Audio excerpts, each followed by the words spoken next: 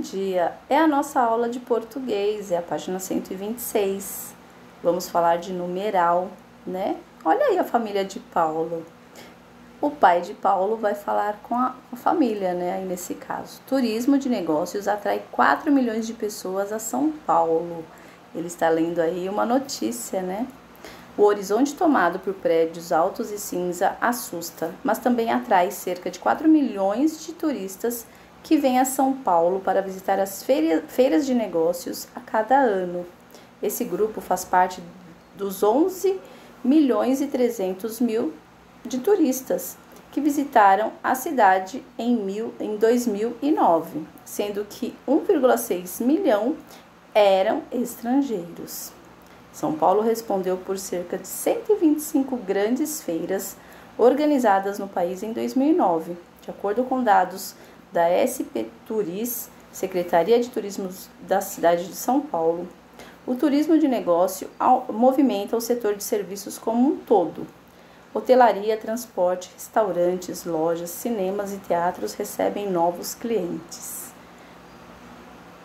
Em média, o turista de negócios gasta o triplo do que gastam os turistas convencionais. Ele prefere ficar em hotéis luxuosos, comer em restaurantes caros, costuma andar de táxi e não de ônibus, e vai às compras.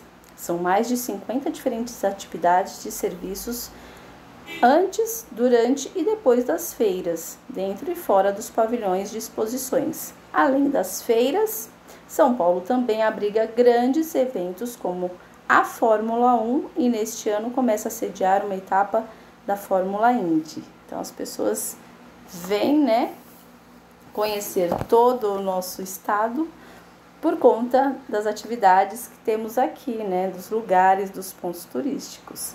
Página 127. Hotelaria, a rede de hotéis de uma cidade, região e etc. Pavilhão, construção leve e provisória para exposições. Feira, acontecimento organizado para apresentar novos produtos e serviços. Vamos às atividades. 1. Assinale abaixo a frase que mantém o mesmo sentido do título da notícia. Então aí é: o turismo de negócio é um setor importante na área de turismo, pois atrai muitos turistas. 2. Liste todos os números que estão no texto, os escritos em numeral ou outros formatos. Depois reescreva-os por extenso, quando for possível. Então vamos ver aí, observando o exemplo. 4 milhões, né? Vamos escrever aí ao lado 4 milhões. Depois nós encontramos 11 milhões e 300 mil, e esse aí é um cardinal, né? O numeral é cardinal. 2009, também cardinal. 1 milhão e 600 mil, cardinal. 125 também está no formato cardinal. 3 vezes, que é triplo, né? Multiplicativo nesse caso, né? 50 é cardinal e 1 é cardinal. Então, só 3 vezes, que quer dizer triplo, é um multiplicativo, certo? A ideia de quantidade ou de ordenação em uma sequência é expressa por meio de numerais, representados por palavras ou algarismos. Os numerais podem ser classificados em, vamos lá, cardinal, indica a quantidade exata, 1, 2, 3, 4, né? É a forma com que contamos. Ordinal é quando indica ordem, né? Pense numa fila, o primeiro da fila, o segundo, o terceiro, né? Indica posição, sequência, né? Multiplicativo, indica a multiplicação de uma quantidade, dobro, né? 2 vezes, triplo, 3 vezes. Ou fracionário, indica a divisão, metade, terço, né? Nós vimos muito em matemática. 3. Agora que você conhece a classificação dos numerais, volte à tabela do exercício 2 e classifique-os usando os elementos coloridos da tabela. 4. Leia o trecho da notícia abaixo. Você sabe quais os lugares mais visitados do Brasil? O Rio de Janeiro, conhecido como uma cidade maravilhosa, está em primeiro lugar na classificação da Embratur, Empresa Brasileira de Turismo. Então, o Rio de Janeiro é a cidade mais visitada. Em segundo lugar vem Florianópolis, muito bonita Florianópolis, em Santa Catarina, já estive lá. Pois entre as capitais do país, ela é a que tem a melhor qualidade de vida, uma cidade lindíssima. A capital paulista é a segunda maior cidade do planeta. São Paulo é o centro econômico da América Latina e ocupa o terceiro lugar no ranking com turismo e com negócios. Essa fonte, né, dessa pesquisa é de junho de 2012, né? Então, atualmente, nós não temos esses dados. Podemos fazer essa pesquisa depois. Circule os numerais usados no trecho acima e classifique-os. Então, eu encontrei aí primeiro, segundo, né?